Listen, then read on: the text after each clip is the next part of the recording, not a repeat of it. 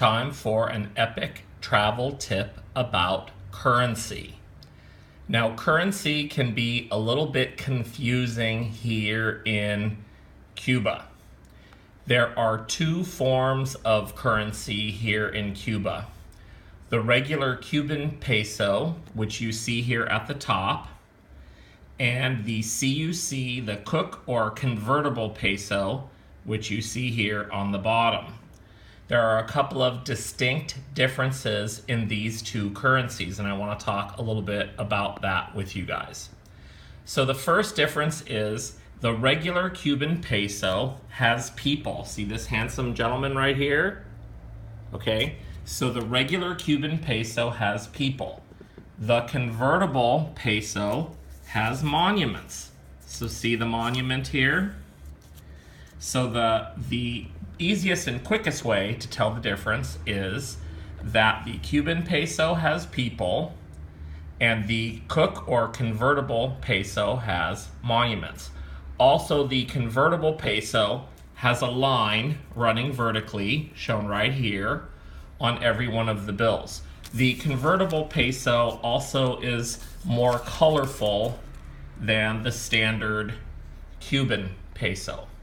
So when you are buying currency here, you want to make sure that you see that nice vertical line and that your currency has monuments on it.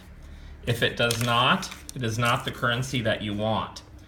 I would advise to you to make your life much easier by doing your currency exchange at the airport.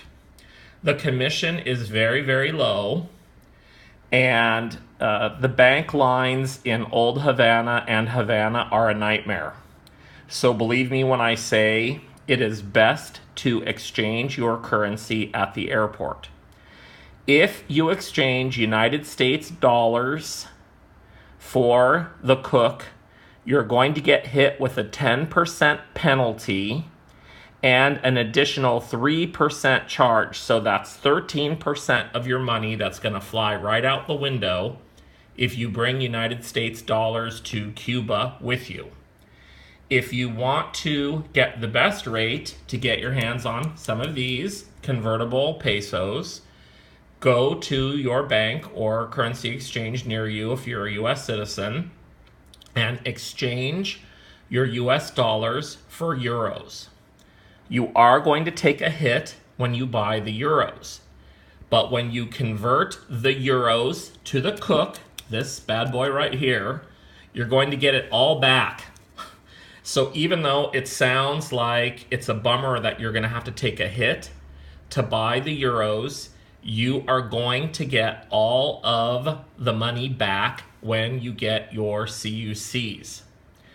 Also, I did not have any issues at all with people trying to give me Cuban pesos instead of CUCs anywhere I went or anywhere that I shopped here. Everybody was very honest.